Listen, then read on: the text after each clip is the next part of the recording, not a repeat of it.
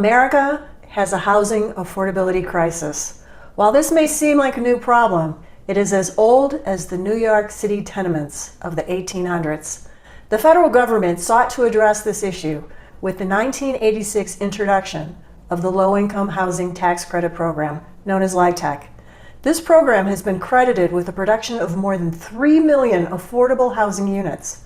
Like all government programs, using LowTech to finance a project is complicated. Developers and investors seeking to use LowTech are brought together and guided through the process by specialist firms who syndicate financing. They are guides who navigate around the snares that may entrap the unwary in navigating the program's complex regulations. Today's guest is just such an expert guide. Bob Landis is SVP of Syndication for Community Affordable Housing Equity Corporation, headquartered in beautiful Raleigh, North Carolina. CAHEC is a nonprofit equity syndicator. Those of us of a certain age were seeped in the syndications of the 80s. Now that was a great time for housing. Bob, it's great to have you on the show. Thank you for your invitation and interest. It's a pleasure to speak with you today. Tell us about yourself and CAHEC. Well, I've worked exclusively in the multifamily industry for my entire career, and that includes roles in almost all sectors of the apartment business throughout the U.S. That includes market rate, affordable, student housing, and I've worked in both for both private and public owners. And in recent years, I've been working more in the affordable sector of the industry. Now, CAHEC is a nonprofit tax credit syndicator based in Raleigh, as you mentioned. It helps to develop and foster healthy neighborhoods by raising equity capital and investing in affordable rental housing and community revitalizations. So CAHEC is one of the largest nonprofit equity syndicators in the U.S. And in our 30 years of existence, we have syndicated nearly $2.9 billion in investments in 12 states and the District of Columbia. And those states are primarily the Southeast and the Middle Atlantic. And our portfolio now is over 36,000 units in 700 communities. Our viewers may not be familiar with what a syndicator does. Give us a short overview. What's a typical syndication look like? Well, it's a somewhat complex business, but I'll try to put it in simple terms. Tax credit syndicators basically bridge the gap.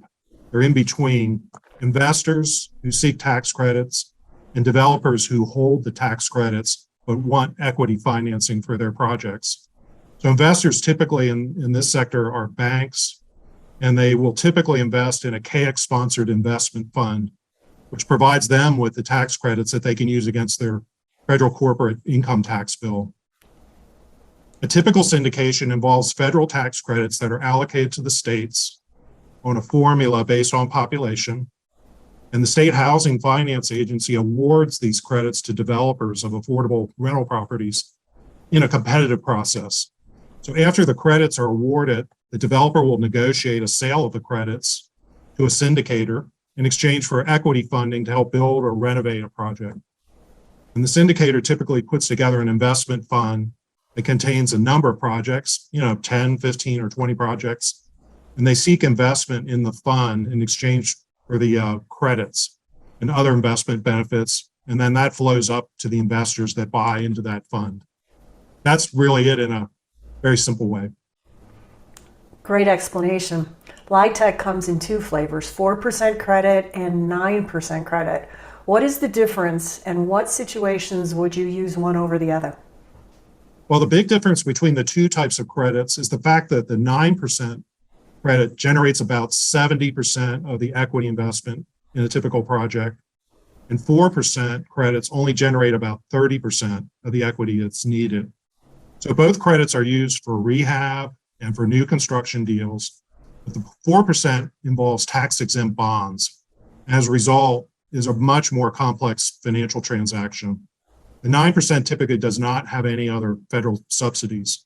So a key situation in which a developer may choose one credit versus another is the fact that the 9% credit is awarded competitively, as I mentioned earlier. And in many states, there could be 3 or more applications for each project that gets awarded.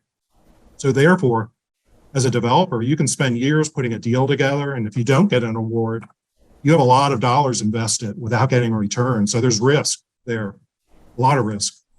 So the higher subsidy amount provided by the 9% credits enhances the feasibility of the project because it allows greater leeway typically for what we call income targeting, the size of the project, and being able to locate projects in counties with really lower incomes. The 4% are not awarded competitively and are basically only limited by the tax-exempt bonding authority available at the state level. So sometimes it's referred to as a non-competitive award. So a developer will automatically receive credits for a 4% deal. And the 4% deal typically has to be larger in order to amortize all these bond costs that have to be spread over, all the units to finance the deal. So if I had to sum it up, the 9% credits are really more versatile, but they're scarce given the high demand for affordable housing and being able to develop those projects. The 4% deals are typically larger and located in communities with higher incomes. They're able to absorb a project that's larger, say 100 or more units. So that's in essence, the difference between the two. So when using the 4% tax credit, Bob, additional financing is required. What are your sources of these funds? Well, for starters, the source has to be acceptable to the tax-exempt bond buyer who are relying basically on the permanent financing on the property to pay off the bonds upon completion of the project. So the developer will use a number of sources, which could include government insured financing like a HUD type loan, maybe a 223F or D4 mortgage program. The Rural Development Administration through the Department of Agriculture has loans for rural development projects that are awarded tax credits. So there is financing there that's government insured. And then typically Freddie Mac and Fannie Mae are big players because they're offering insured loan products that will also be acceptable to that tax exempt bond buyer.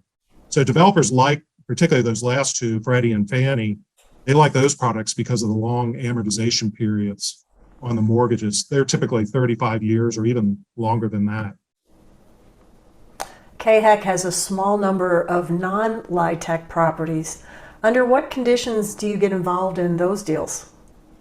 Well, we get involved in non-LowTech properties because it furthers our mission of fostering healthy neighborhoods and sustainable communities. And examples would be our new markets tax credit investments, which often include needed community facilities like YMCAs, healthcare, and job creating facilities. Our investments in energy tax credits have included solar energy installations, like in the state of New York, for example. Historic tax credits are another type of tax credit that helps to preserve culturally significant buildings in the country for future generations while adapting their use to housing or other uses that benefit the community. So those would be examples of like some non-LowTech type projects we might get involved with. The Fed is aggressively raising interest rates. They may have raised them while we've been talking. You never know. Let's just say they are expected to continue. How will this affect business over the next couple of years? Well, the most immediate and probably the longer term impact, it's putting pressure on our developers by raising interest expense on construction and permanent financing, because that's a cost, right? And your pro forma and ultimately in your operating costs. So these higher costs have to be offset either through additional equity funding, value engineering the deal, or deferring developer fees or other tactics they might use to try to absorb some of these costs. And then you couple that with the well-publicized higher labor and materials costs that have been going on the last 2 years or so. It is really much harder to get deals done in this environment because the developers are kind of getting hit on all sides. It's like a triple whammy: high labor, high construction materials, interest costs, hitting them all at once, and likely will result in fewer affordable units being delivered in the next few years, just at the time when we need them the most. And so that's a problem. Congress just passed, effectively, a 15% minimum tax on corporations. Will this increase the demand for tax credits? Well, I think the impact of the minimum tax especially for large corporate, I believe it's for organizations that have over $1 billion in revenue, or there's some kind of a huge number that's involved. But the one impact that might be there would be the pricing of credits may decrease as the investment may be less attractive to some large investors with income of more than $1 billion, assuming that the 15% minimum is net of tax credits. I think some of the rules are still a little uncertain at this point, and I'm not a CPA, but we're watching that with interest, obviously. But putting that aside, many, if not most of our investors are more driven by the need to meet other federal requirements like the Community Reinvestment Act, which are requirements on banks, to reinvest back in areas where they have bank deposits, from their customers. Or Fannie and Freddie have a duty to serve requirement in their charters, which also influences, where they're investing some of their money and credit. So it isn't always the economic bottom line that's really being affected. It's more, this is more of a secondary impact. So I would say that the minimum tax rate, it's an important development, but I don't see it as having like an earth-shaking impact at this moment. I could be wrong later as things shake out. But right now, I think a lot of these investors are still looking at, they have to invest dollars in certain parts of the country in order to meet other federal requirements. CAHEC operates in the Southeast to the Mid-Atlantic states. Mississippi is not historically a big market for you, yet over a third of your recent projects were there. Why? Well, that's a really great question, and I appreciate your homework on our activity. We carefully considered this expansion of our footprint as a result of an affordable preservation portfolio opportunity with some rural development properties in rural areas of Mississippi, with which we had a lot of experience elsewhere in the Southeast, particularly in Georgia and South Carolina and North Carolina. And the investor and developer that were involved with this portfolio, they were attracted to CAHEC because of our track record in this area.